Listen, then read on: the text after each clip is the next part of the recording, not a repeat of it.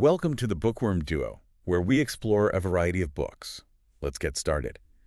You've asked for a deep dive into A Court of Silver Flames? Oh, yeah. The fifth book in Sarah J. Maas's A Court of Thorns and Roses series. We're going to follow Nesta's journey in order as the events unfold. It's interesting that you chose this particular installment. The book delves into some pretty heavy themes, focusing on Nesta's struggle with trauma and her journey toward healing. Yeah, it starts off pretty bleak. Yeah. We find Nesta months after the war with Hybern. Right? Living in a rundown apartment, pushing everyone away, and numbing herself with alcohol. Yeah. It's a far cry from the powerful High Fae she could be. Right from the beginning, Maas uses vivid imagery to illustrate Nesta's inner turmoil. Right. The description of her finding her shoes in opposite corners of the room, Oh, yeah. one reeking of spilled wine, Oh, wow. paints a stark picture of her self-destructive behavior. And it's not just her living conditions. Right. Her behavior is reckless and hurtful. She lashes out at her family, particularly Feyre, even though they're trying to help. Yeah. It's painful to see how much pain she's in. It's important to remember that Nesta witnessed some truly horrific events during the war, Yeah. including the death of her father. Right. She's carrying a heavy burden of guilt and trauma, and she hasn't found a healthy way to cope. Exactly. Yeah. And that's where Feyre's intervention comes in. Right. Seeing Nesta spiraling, she takes drastic measures. Yeah. She has Nesta's apartment building torn down Oh, wow. and forces her to move to the House of Wind, Okay. a legendary training ground for warriors. This is where we see the interesting dynamic between Feyre and Nesta. Yeah. Feyre, once a fierce rebel herself, is now in a position of authority, Right. using that authority to try and save her sister. Yeah. It creates this complex tension between them. It's almost ironic, isn't it?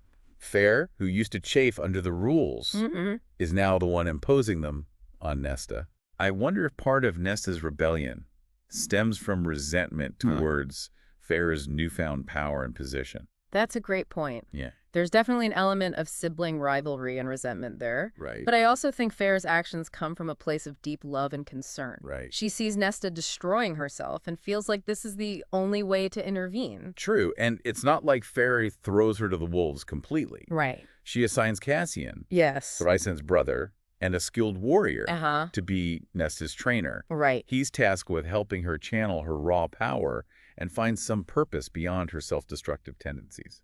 Choosing Cassian is a strategic move on Rhysand's part. Cassian himself has a troubled past, marked by violence and loss. He understands what it's like to grapple with inner demons and find strength through discipline and training. I think their initial interactions are some of the most entertaining parts of the book. Oh, yeah. Nesta's sharp tongue and Cassian's gruff demeanor clash constantly, making for some fiery exchanges. Their personalities are like oil and water at first. Yeah. Nesta is resistant to everything Cassian throws at her, Right. but he refuses to back down. Yeah. He pushes her physically and mentally, determined to break through her walls and help her reach her full potential. The training scenes are intense. Yes. Maas doesn't shy away from describing the physical and emotional toll it takes on Nesta. Right. From painful leg stretches to the mentally challenging mind-stilling technique, she's pushed to her absolute limits.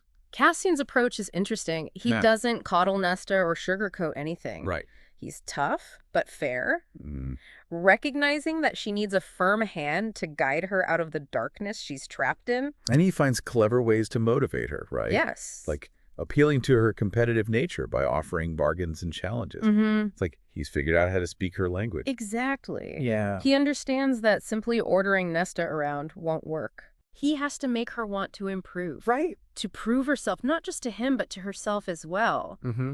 And slowly we start to see cracks in her armor. Yeah. She begins to push herself harder, showing up for training even when she's sore and exhausted. There's this one scene where Nesta collapses after trying to hold a plank for a mere 5 seconds. Oh, wow. And Cassian, instead of mocking her, expresses a grudging respect for her determination. Yeah.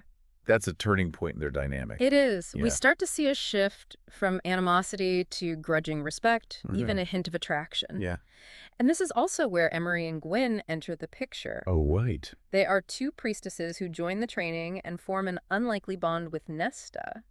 Their arrival adds another layer of complexity to the story. Yes. Emery, with scars on her wings from a brutal family, and Gwyn, who survived a horrific massacre, Right. understand the depths of Nesta's pain in a way that others can't. They create this powerful sense of sisterhood, finding strength and resilience in their shared experiences. Right. And it's through these relationships, through their shared vulnerability, that Nesta begins to heal. She starts to let people in to see that she's not alone in her suffering. It's a beautiful depiction of female friendship and the transformative power of shared experiences. It is. And while all of this is happening, a new threat emerges, Right. adding a sense of urgency to Nesta's training. Right. The threat comes in the form of Brylan, Okay. one of the human queens who sided with Hybern during the war. Right.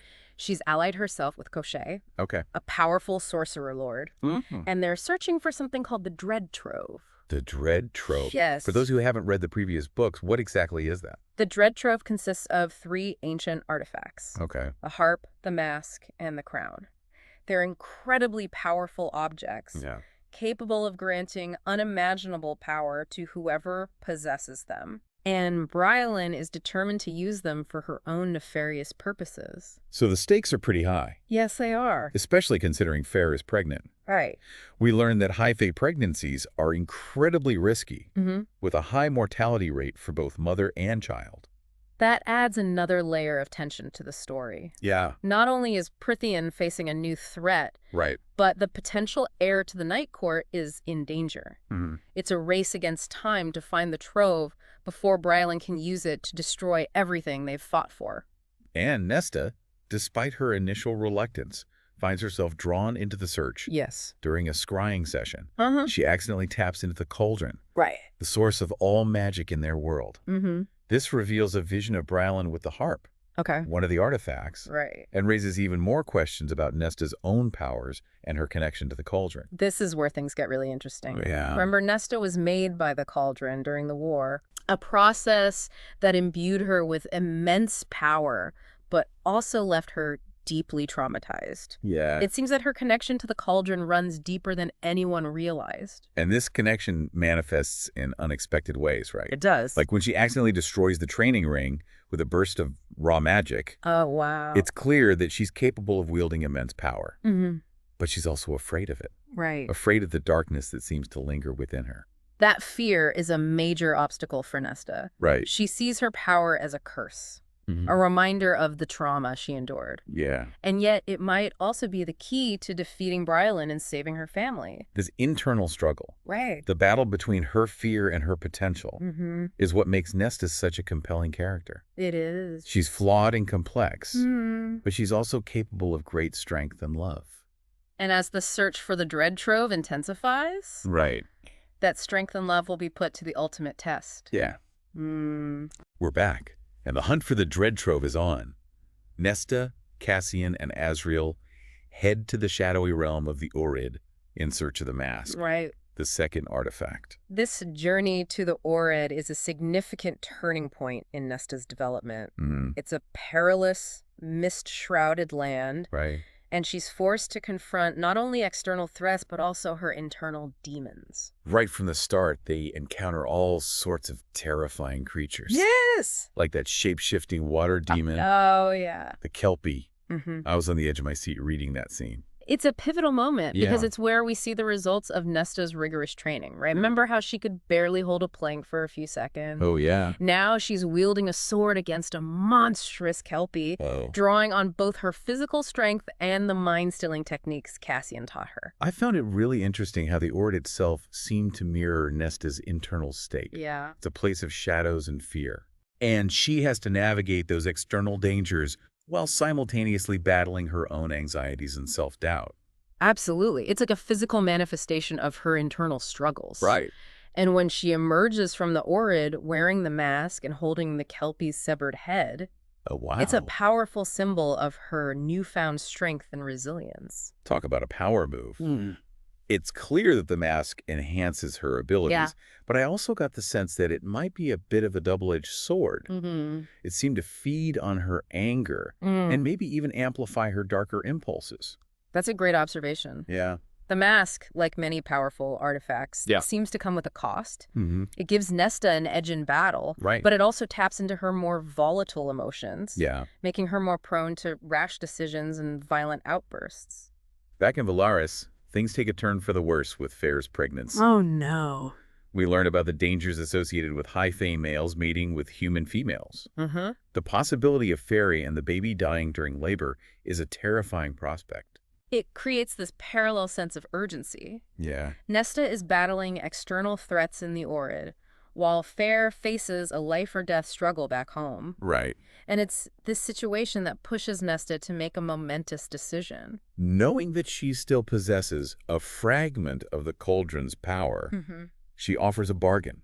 Right. A desperate attempt to save her sister and the unborn child. It's a truly selfless act. Yeah. A complete 180 from the selfish, self-destructive Nesta we met at the beginning of the book. Right. It highlights how far she's come and the depth of her love for Feyre. The scene where she confronts the Cauldron, begging for their lives, is heartbreaking. Oh, yeah. It's raw and vulnerable. Right. Showing a side of Nesta we haven't seen before. And it's a testament to her growth that she's willing to sacrifice her power, something she's clung to for so long to save her family.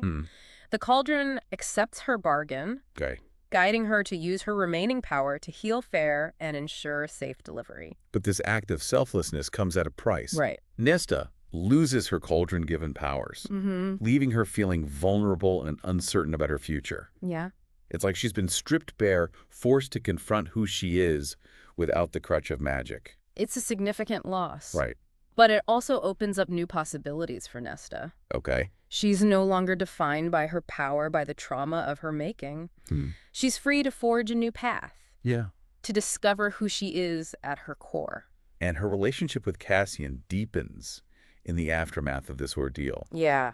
They finally acknowledge their feelings for each other. Right. Finding comfort and strength in their shared connection. Their intimacy goes beyond the physical. Right. They understand each other's pain, their fears, and their vulnerabilities. They challenge each other, support each other, and ultimately help each other heal. But the threat of Brylin and Cochet still looms. It does. They're still searching for the remaining artifacts. Right. And the stakes are even higher now that Feyre has given birth to a son, Nyx. The arrival of Nyx adds a new layer of vulnerability to the story. Yeah. He's not just a baby. Right. He's the heir to the Night Court, a symbol of hope, and a potential target for Brylin's machinations. Speaking of Brylin, she's still working with Cochet. She is. Who wants nothing more than to break free from his magical prison and unleash chaos upon the world. They make a formidable and terrifying pair.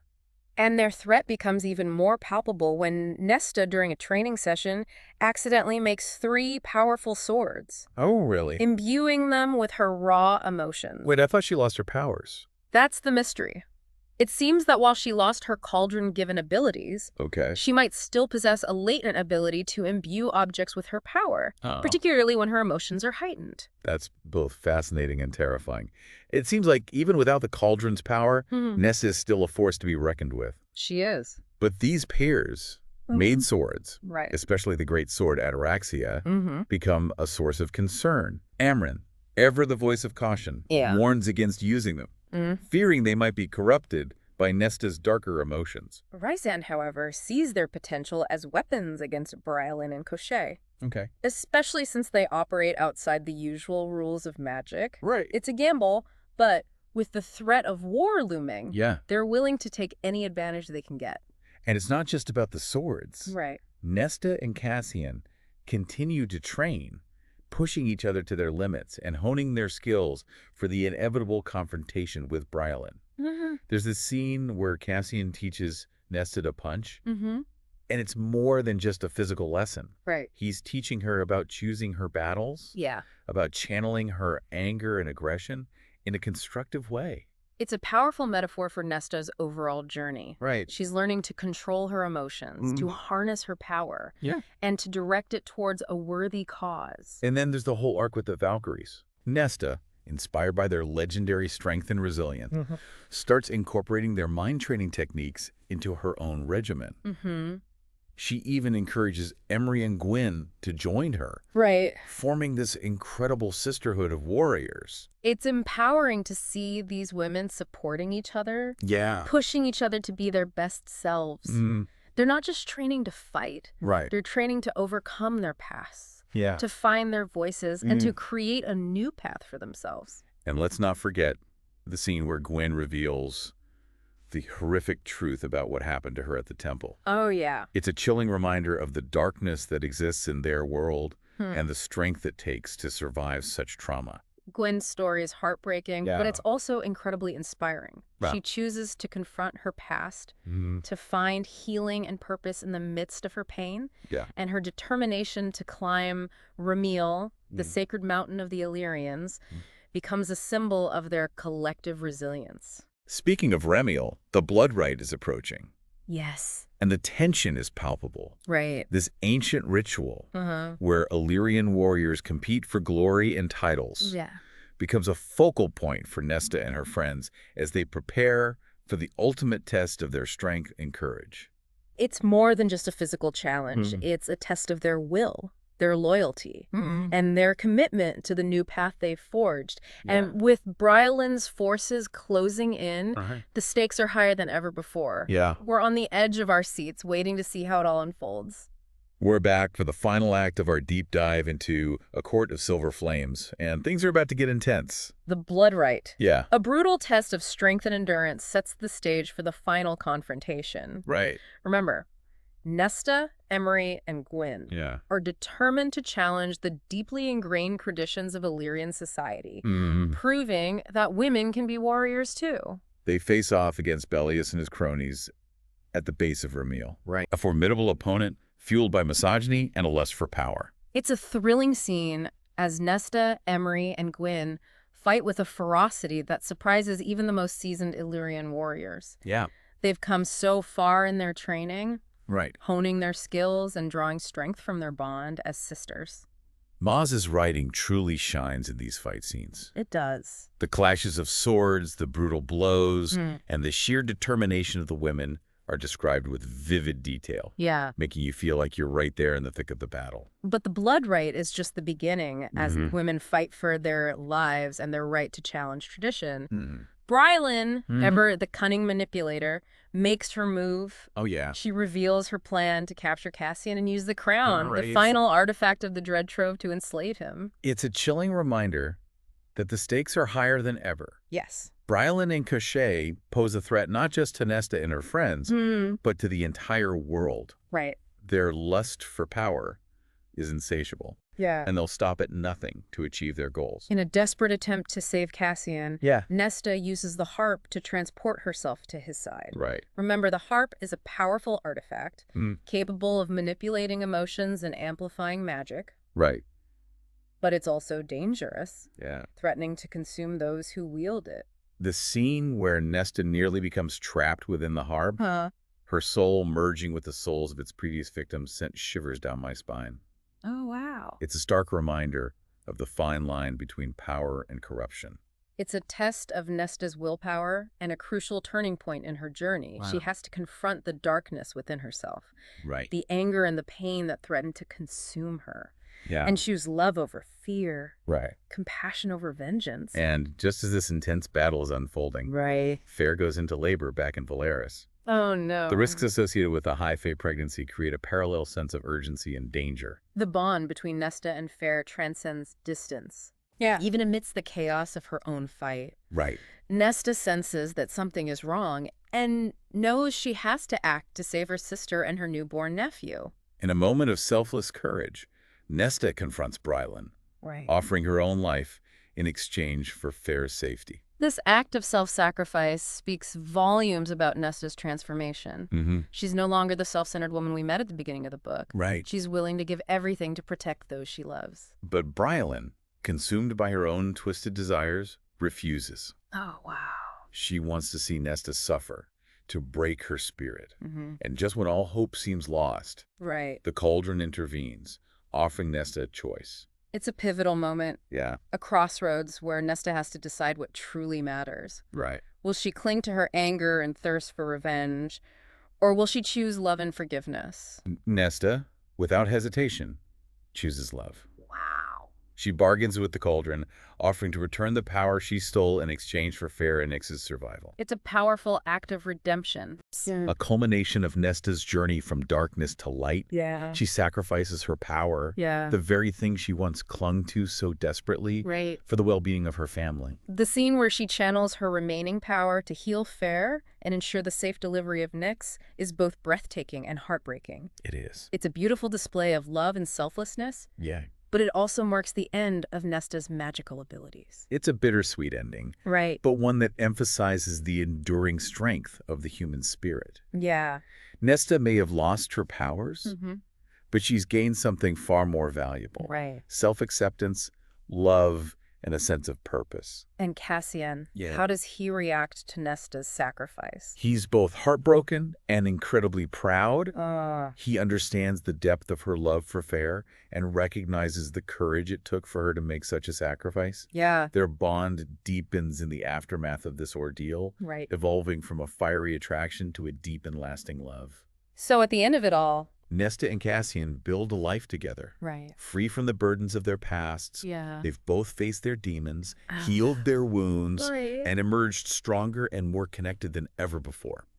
A Court of Silver Flames is ultimately a story about transformation, about finding the strength to confront your darkness and choose a brighter path. It's about the power of love to heal old wounds and the importance of forgiveness, both for yourself and for others. For our listeners, I think the key takeaway from Nesta's journey is that even in the face of unimaginable pain and trauma, it's possible to find hope and healing.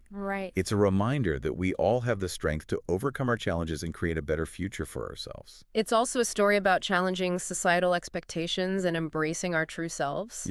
Nesta, Emery, and Gwyn, by defying tradition and fighting for their right to be warriors, pave the way for a more inclusive and empowered future for all women in Prythian. A Court of Silver Flames is a complex and emotionally charged story that will stay with readers long after they finish the last page. Yeah, it is. Thanks for joining us on this deep dive. It's been a pleasure exploring this captivating story with you. Thanks for joining us. Subscribe for more bookish adventures and hit that like button if you enjoyed the ride. Don't forget to share the knowledge, spread the word.